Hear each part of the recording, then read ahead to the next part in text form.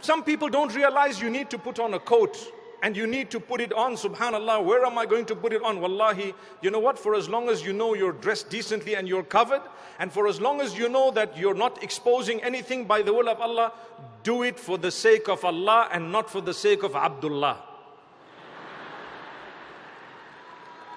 Right? And this is why this evening we seated all the Abdullahs down here and all the rest at the top there, mashallah. They say that the sisters are perhaps 80% and the brothers are 20%, subhanallah. And those 20 dictate the pace. No, that's not going to happen. It's Allah who dictates the pace by the will of Allah. Do you know when you turn to Islam, when you become practicing, or when you've just said your shahada, you will face many challenges. It happened from the time of the Prophet ﷺ, the earliest of those who accepted the message. They faced persecution in Mecca. So much in terms of persecution that they were shaken and they called out to Allah. They were chosen by Allah to be the first of the people to accept Islam, yet they struggled more than anyone else. They were threatened. Many of them were beaten. Look at Bilal ibn Rabah radiyallahu anhu. What an example. Look at the family of Yasir, known as Al Yasir. How much did they suffer? They were murdered, some of them. May Allah Almighty grant them the highest ranks of Jannah. وَالسَّابِقُونَ السَّابِقُونَ أُولَٰئِكَ الْمُقَرَّبُونَ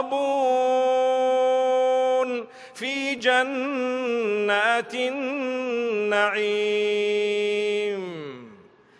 Allah is promising them paradise because they were the first to turn to Islam. They were the ones who came in right at the beginning. Allah's telling them, you know what? They are the close ones. For them, they will be paradise. They will receive and achieve more than they would ever have imagined.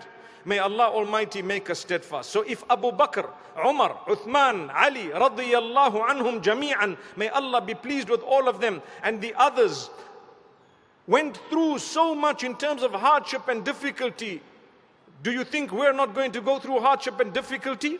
You need to learn to be a proud Muslim, not pride that comes with arrogance and haughtiness and belittlement of others and rejection of the truth, but rather the pride as in happiness. I'm happy to be a Muslim.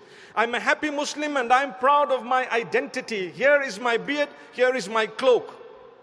And that's why I started the way I did, because while arguing about what should go before the other, you might just lose the entire sister. She'll say, you know what?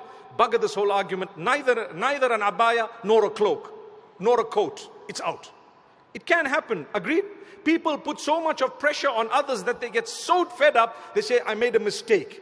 However, look at Allah telling us, you will face challenge. You have to face challenge.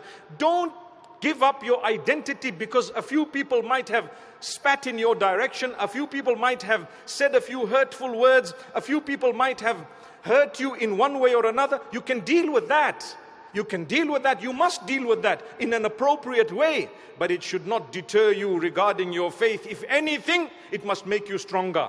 If anything, it must make you stronger in your faith. If you decide to practice and your own family members are against you, it should make you stronger because there were those chosen by Allah who went through that as well.